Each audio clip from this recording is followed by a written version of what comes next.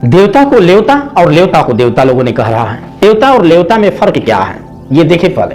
ये बहुत ही माइक्रो गहरी रूप से आप इस वीडियो को सुने और थोड़ी ही देर की वीडियो आपका पूरे जीवन को तब्दील कर देगा, बदल देगा अगर गहरी रूप से सोचे आप तो। देखिए अब देवता और लेवता में फर्क क्या है। देवता क्या है और लेवता क्या है। लेवता वो है जो लेने वाला होता है और देवता वो है जो देने वाला होता है, यानी हर कुछ देता है, और लेने वाला जो हर कुछ लेता है, देता कुछ नहीं है, ठीक है ना।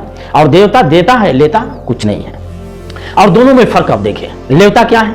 लेवता जैसे आप अपने जीवन की मेहनत की गाढ़ी कमाई आप दे रहे हैं। जैसे अगरबत्ती खरीदा, अगरबत्ती किसके पैसे से खरीदते हैं आप अपनी मेहनत की गाढ़ी कमाई से खरीदते हैं। आप अगर किसी भी चीज को अगर जो चढ़ाते हैं करते हैं तो आप देते हैं या दान देते हैं, आप अपने जीवन की मेहनत की गाढ़ी कमाई की हिस्सा देते हैं। तो वो आप गाढ़ी कमाई की हिस्सा जो कैश रूप में दिया, कैश रूप दे करके और अगरबत्ती खरीद करके दिखा करके मन्नत मांगना चालू किया।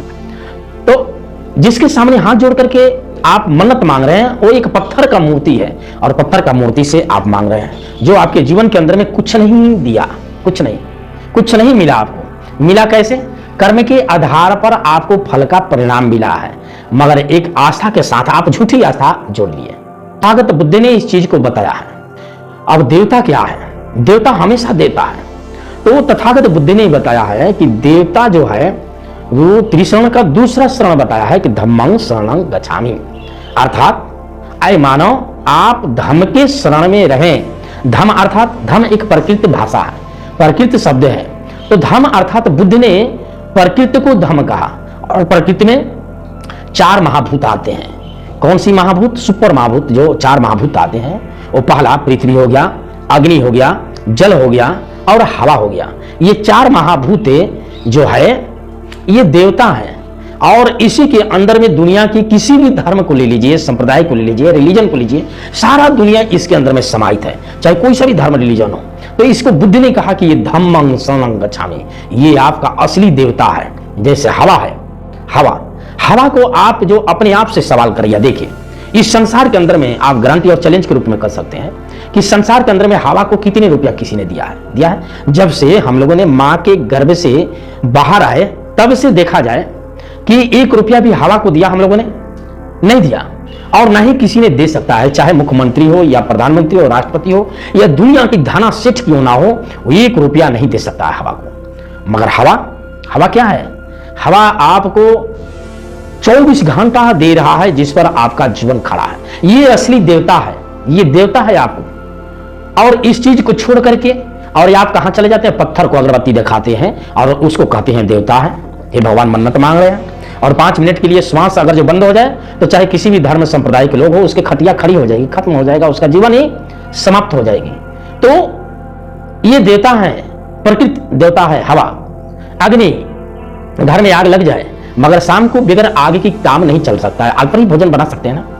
प्यास लगे तो किसी पत्थर की मूर्ति के पास में जाए, आप मांगे, मिलेगा आपको। चाहे 1 अगरबत्ती 5 अगरबत्ती की जगह पर 5000 अगरबत्तियां दे दे, 1 ट्रक अगरबत्ती रख दे वहां पर मंदिर के अंदर में या मस्जिद के अंदर में या गिरजाघर के अंदर में, तो क्या आपको प्यास बुझ जाएगी?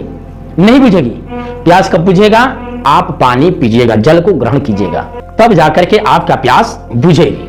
पृथ्वी है, ये पृथ्वी के ऊपर हम लोग खड़े हैं, आकाश पर तो खड़े नहीं हो सकते हैं ना। इसलिए ये 4 महाभूत को तथागत बुद्ध ने क्या कहा? धम्मं शरणं गच्छामि, अर्थात ऐ मानव आपके पास ज्ञान इंद्रियां हैं। आंख है देखने वाला, कान है सुनने वाला, नाक है सूंघने के लिए, और जीभ है स्वाद लेने के लिए, और जो त्वचा है ना यह स्पर्श से ठंडा और गर्म समझने के लिए। तो इस आधार पर आप सही देवता को पहचाने जिस प्रकृति के आधार पर जीवन चल रहा है। तो ये असली देवता है।